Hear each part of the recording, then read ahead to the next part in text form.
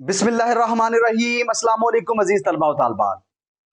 पास papers की तर्ज पे असबाक की तैयारी का ये हमारा तीसरा सबक है। इस सबक में हम हिस्सा नसर में से दो असबाक अकबरी की हमाकतें पहली फतह और हिस्सा नज़म में से तीसरी नज़म खुदा सर सब्ज रखे इस चमन को मेहरबां होकर और तीसरी गजल को इसमें शामिल करेंगे। पेपर पैटर्न में पहला सवाल एमसीक्यूज को होता है। 20 नंबर के एमसीक्यूज दिए जाते हैं और 20 मिनट में आपने सवाल को हल करना होता है। पहले 5 एमसीक्यूज हिस्सा नसर या असबाक में से आते हैं।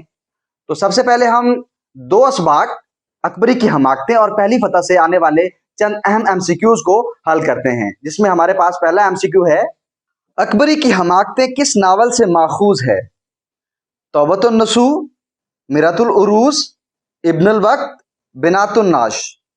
ऑप्शन में दिए गए तमाम मुमकिन जवाबात डिप्टी नज़ीर अहमद के अहम नावल हैं। डिप्टी नज़ीर अहमद को उर्दू अदब में पहला बाकायदा नावल निगार शुमार किया जाता है। तौबत और नसू में मुआशरती बुराइयों की इस्लाह की बात की गई है। यह सारा नावल तौबत और नसू के किरदार के गिरदोपेश घूमता है। इब्नुल वक्त भी एक मशहूर नावल है, जिसमें एक शख्स को मौका परस्त दिखाया गया है कि वो मौके की मुनासिबत से अपने हालात वाक़ियात को तब्दील करता है। इसी तरह से बनातुन नाश भी उनका एक अहम नावल है। जबकि अगर हम मिरतुल उरूस की बात करें तो मिरतुल उरूस में उन्होंने मुआशरती बुराइयों की इस्लाह की कोशिश की है और ख़वातीन को मुआशरती बुराइयों के हवाले से शऊर और आगाही फराहम की है। इस सबक में अकबरी की हमाकतों में भी उन्होंने मुआशरती हवालों से ख़वातीन के मसाइल का जिक्र किया है कि किस तरह से एक सादा लो औरत को एक अठनी हज्जन लूट कर ले जाती है। तो अगर हम ये देखें कि इस सबक का सियाको सबाक किसके साथ मुनासबत रखता है, तो वो मिरतुल उरूस सही दुरुस्त ऑप्शन होगा। तो इस सवाल का दुरुस्त ऑप्शन क्या है? मिरतुल उरूस। अब आते हैं अगले एमसीक्यू की तरफ। जुल्फन कौन थी? घरेलू औरत, हज्जन की भांजी, मिजाजदार की सहेली, घरेलू मुलाजमा। इस एमसीक्यूज को हल करने के लिए हम सबसे पहले अपने सबक अकबरी की हमाकतें के सियाको सबाक को मद्देनजर रखेंगे।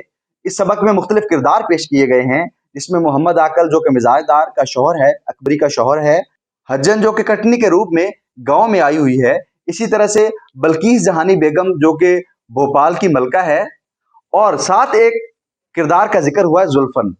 हम सबक पढ़ते हैं, उसमें देखते हैं कि जुल्फन का किरदार घरेलू मुलाजमा का है। तो यहां दुरुस्त ऑप्शन कौन सा होगा? घरेलू मुलाजमा। अब आते हैं अगले एमसीक्यू की तरफ। भोपाल की बेगम का नाम था बल्कीस जहानी बेगम, खुर्शीद बेगम, अकबरी बेगम, असगरी बेगम। इस एमसीक्यूज को हल करने के लिए भी हम सबक के सियाको सबाक को मद्देनजर रखेंगे।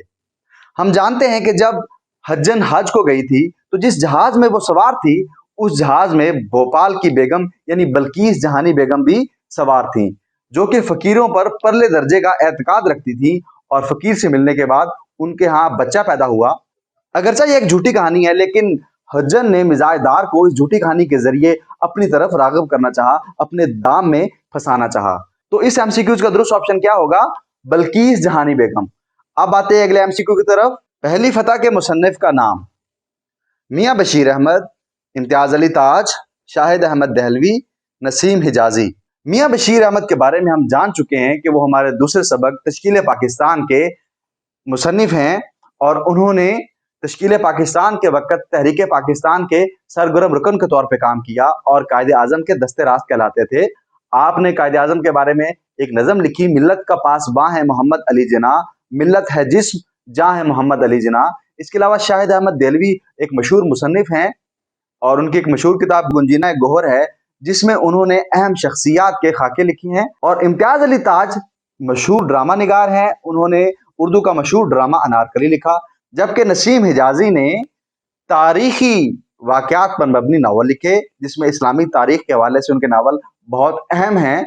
तो हम देखते हैं कि पहली फतह भी एक इस्लामी हिस्ट्री के बारे में बताया गया है। तो ये एमसीक्यूज किस मुसन्नफ से मुताबिकत रखता है? तो दुरुस्त जवाब है नसीम हिजाजी, क्योंकि उन्होंने इस्लामी तारीखी वाक़यात पर मबनी नावल लिखे। पहली फतह भी इस्लामी वाक़या है जिसमें मोहम्मद बिन कासिम के बारे में बताया गया है। तो यहाँ दुरुस्त ऑप्शन क्या होगा? नसीम हिजाजी। अब आते हैं अगले एमसीक्यू की तरफ। जंगे कादसिया में मुसलमानों का मुकाबला किन से हुआ? जंगे कादसिया खलीफा दोवम के दौर में लड़ी गई, जो कि ईरान के खिलाफ एक महाज था, जिसमें साद बिन अबी वकास को सुपा सलार बनाया गया और उधर से ईरानियों का रुस्तम पहलवान सालार था और उनके मुकाबले जंग हुई اور مسلمانوں کو اس میں فتح ہوئی. اس کے بعد سارا ملک ایران یعنی فارس مسلمانوں کے قبضے میں آ گیا. تو جنگ قادسیہ میں مسلمانوں کا مقابلہ کن سے ہوا؟ ایرانیوں سے ہوا. تو درست جواب ہے ایرانیوں.